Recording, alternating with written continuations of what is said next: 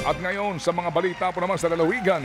Patay na nga ng matagpuan ang maglola matapos pong anuri ng baha sa Bakakay, Albay. Unang natagpuan ng senior citizen na biktima na si Lola Violeta Velga. Matapos ang search and rescue operation, na-recover din ang labi ng bata.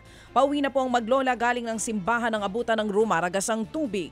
Binaha ang bayan dahil sa walang tigil na pag-ulan, dala pa rin po ng shear line. Bukod sa Albay, ilang kalapit na probinsya rin ang binaha dahil sa pag-ulan.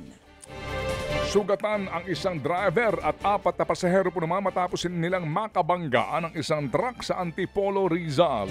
Sapul sa dashcam video ang banggaan at kung paanong nadamay ang isang tricycle sa aksidente. Ito kitang-kita na wala sa linya yung jeep. Sugatan din po yung driver at 2 pasahero po ng tricycle. Agad namang dinala sa ospital ang mga biktima kung saan patuloy silang nagpapagaling. Lumalabas na investigasyon na kinain nga ng jeepney yung linya po ng truck kaya nangyari ang disgrasya. Ang tanong dyan, ano nangyari sa jeepney driver po na may kagagawan nito? Samantala, pinaghahanap naman ng mga pulis ang grupong nanlimas sa isang tindahan ng gadget store sa Bocaue, Bulacan. Sa CCTV footage, mistulang nagsashopping ang 2 sa mga magnanakaw. Para nga mapasok ang tindahan, sinira nilang roll-up gate habang nakabantay ang isa nilang kasamahan. Napag-alaman na matagal nang minamanmana ng grupo ang tindahan bago sumalakay ang mga ito. Kabilang sa ninakaw nila ang mga camera stabilizer at ang mga mamahaling drone. Nasa 300,000 pesos ang halaga ng brand new gadgets na nakuha ng mga suspect. Ginahasa na, pinatay pa ang isang dalagita sa Bayambang, Pangasinan.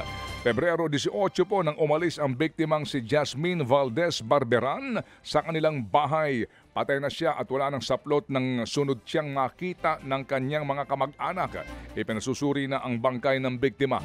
Pinaresto naman ng Pangasinan Police ang 3 kalalakihan na umano'y posibleng nasa likod raw ng krimen. Kapag napatunayan pong hinalay ang biktima, maharap ang mga suspect sa reklamong panggagahasa at pagpatay. Samantala, 3 bahay ang nasunog sa barangay Layak sa Dinalupihan sa Bataan. Nagsimula daw ang apoy sa sinilabang kumpol ng mga basura. Naapula ang sunog matapos ang halos 1.5 oras. Wala namang napaulat na nasaktan sa sunog. Inaalam pa ang halaga ng pinsala.